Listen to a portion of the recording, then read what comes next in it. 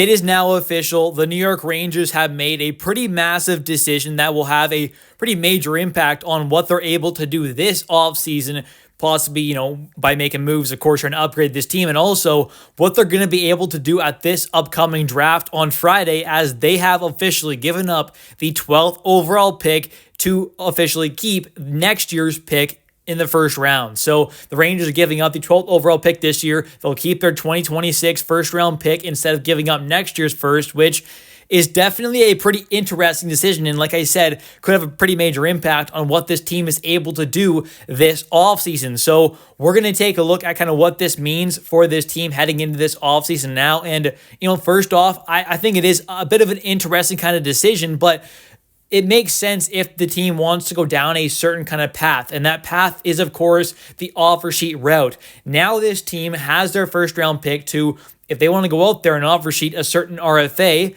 like possibly a JJ Peterka, and we'll talk about how that could possibly happen, they now have that option, of course. So it's not the easiest scenario now. It's obviously, you still have to kind of make the offer sheet happen there. The player has to accept it, and then you have to hope the actual team, doesn't match that offer. If the player does accept it and is willing to go to your team for that contract, then of course the actual team that has control of that player, gets the match that they want to. So there are a couple steps there to get kind of through there, but if they have the option to, it might be the best route to acquire a very good, very talented, impactful player for right now, but also one who can be a long-term piece as well, because if you're offer sheeting anyone, for the most part, they're in their kind of early 20s, right? So I think that's where things can be pretty good for Rangers, where they're adding an impactful piece, but also getting a kind of young guy as well. So we're going to take a look at some kind of RFA options there that the team could offer sheet, but we're also going to take a look at kind of the offer sheet kind of compensation there in the tiers of that, and kind of see what picks the Rangers have to give up,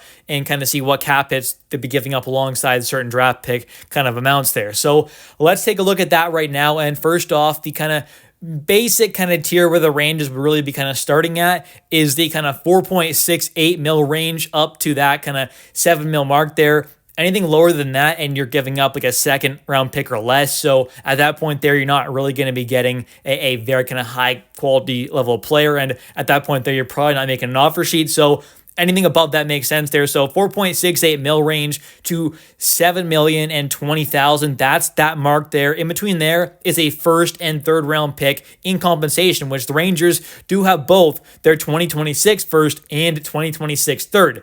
And in a minute, we will actually take a look at some actual players that could, be in certain tiers here that could make sense as actual possible offer sheets for the Rangers to make. But the next tier there is that $7,020,000 mark up until the $9.36 million range. And that is a first, second, and third round pick. And the Rangers only have for 2026 their first and third round picks for these kind of needed picks. So that's where the Rangers would have to go out there and talk to Utah Mammoth now, the newly named, of course, Utah Mammoth. They'd have to talk to them and try and get back their second round pick that was traded away a while ago in that Patrick Nemeth trade when the Rangers wanted to dump off his contract. The Rangers gave up what became a second round pick in 2026. So that's kind of unfortunate there. The Rangers, if they want to go out there and offer sheet for a guy, for example, like a JJ Peterka, who would definitely fall in this range there for a first, second, and third, you're going to have to give more than $7,020,000. That's now where obviously you'd have to go out there and get that second round pick back, which it wouldn't be too cheap there, because Utah, I'm sure, would understand what the Rangers are trying to do. So they'd try and get as much value as they could possibly get back with the leverage they would have there. So that's kind of the one unfortunate scenario there, which, may come to fruition there if the Rangers really do want to go the offer sheet route, which if they don't, then I don't really know why Chris Drury wanted to keep next year's pick in 2026 and give up this 12th overall pick. To me, the Rangers, there's no way they're going to be this bad next season there, unless a bunch of injuries happen there and Mike Sullivan is somehow way worse coach than Peter Laviolette and guys like Gerard Gallant, to me, which is not the case, obviously. I just don't see how the Rangers will be this bad next season. So to me, they're going to be a playoff team. The pick's going to be obviously much worse, so this year's pick could be much more valuable. So the real only kind of possible way, to me, it makes sense is if the Rangers really want to go out there and offer sheet for a guy like JJ Peterka. If they don't, then to me, it's really a big question mark. But now let's take a look at some actual kind of players the team could make these actual offer sheets for.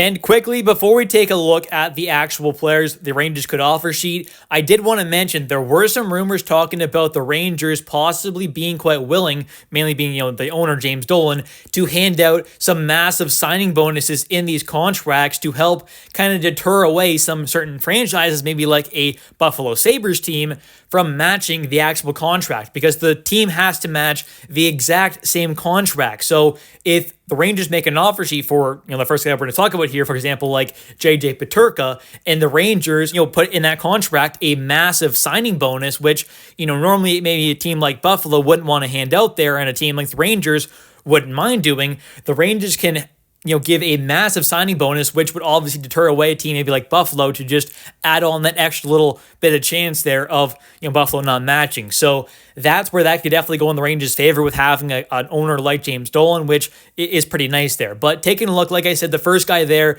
is JJ Peterka, and he's honestly a phenomenal player. I think what he did on that Buffalo Sabres team is pretty incredible. He was on a bad team there, put up some great numbers at 5-on-5, at even strength there. Overall, just some good numbers there, 27 goals, 41 assists, 68 points. There 77 games played on a bad Buffalo Sabres team. Those are not bad numbers at all for a 23-year-old. So in my opinion, he is definitely a guy to offer sheet. And if the Rangers can pull that off, I would be very, very happy with giving up a first, second, and third round pick for a guy of his caliber.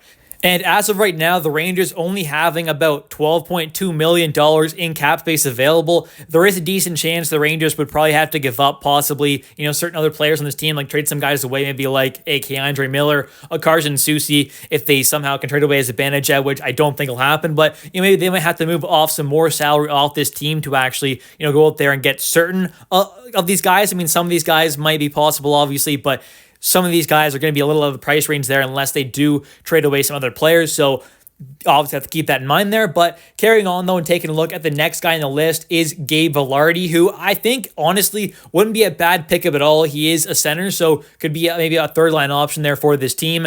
He is going to be really, really pricey, though, so I'm going to guess he'll probably just go back with Winnipeg. But, 61 points there, 71 games played, solid center, only 25 years old, but I don't think it's really going to happen with the Rangers. Then you've got Marco Rossi, who's actually a guy who definitely could be a real target for many teams out there. He is someone who's been talked about a lot in trade rumors there. He could be a really good third-line center option for this team.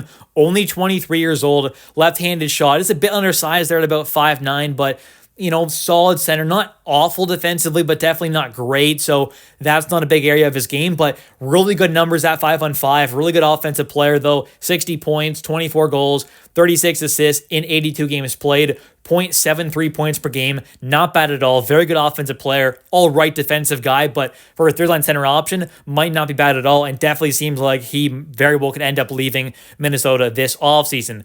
Then you got Matthew Knies, who I would expect is just going to go back with the Leafs there. I wouldn't really count on the Rangers being able to get him, but obviously would be an absolutely incredible ad there if it somehow is possible.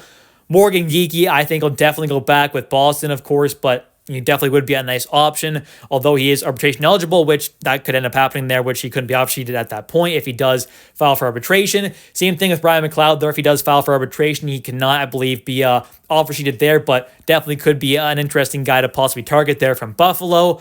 Then you've got Mason McTavish, who I definitely am expecting him to go back with the Anaheim Ducks there. They have a lot of cap space available, so they can pretty much match any offer, but he would obviously be a pretty phenomenal option there for that third-line center spot. Very, very talented young guy. Has been talked about a little bit there by Rangers fans, and obviously would be a great ad there, but I just don't think he's very likely to leave the Anaheim Ducks. Next up here is Bowen Byram, who I think would be a great option for the Rangers to target, but I wonder if going after him via just a normal trade would make a little more sense there. Buffalo is a team who definitely seemed maybe possibly open to trading him away, so I think it might make a little more sense to if they're going after a guy like Bowen or maybe even JJ Peterka as well, just to go after them, straight up via a trade, but obviously offer sheets are definitely a possibility as well. Next up, here's another guy who it might make a little more sense to go after just via a normal trade there, as his cap hit's not going to be crazy high, and Utah is a team who could definitely match him with the cap space they have available. But Jack McBain is definitely someone the Rangers could target there for that third line center spot. Had 27 points last season there, 82 games played, but he's a very big, solid two-way kind of center there, pretty physical.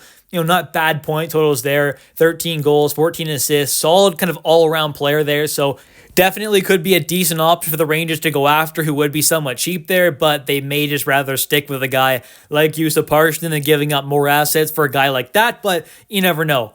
Overall, though, I think this was a pretty interesting move, and unless they do go out there and actually make an offer sheet, to me, it's a little bit of a questionable move there. I'm not sure why they do it, but maybe they do really have some intention on going out there and making an offer sheet for a guy like a JJ Peterka or some other, rising kind of young star. Anyways, thank you all so much for watching today's video. If you have enjoyed, definitely don't forget to click that like and subscribe button for daily New York Rangers content, as I do post every single day. And of course, definitely don't forget to comment down below your thoughts on today's video. I read every comment. I reply to pretty much all of them as well for the most part there. And I do love hearing your thoughts and opinions. So as always, definitely don't forget to comment down below your thoughts. Do you agree with my take there on thinking that, keeping this year's pick would have made a little more sense there because it's probably more valuable theoretically than next year's pick? But I do think it makes sense there if they do make the offer sheet there. So let me know your thoughts on all that there. It can be a little confusing, but let me know your thoughts on this whole situation in general there. Would you rather keep this year's pick instead of next year's? And also, do you think this team is now going to make an offer sheet possibly as they did keep next year's pick, which definitely makes that a whole lot more possible. Anyways, thank you all so much for watching. I'll catch you in the next one, and let's go Rangers.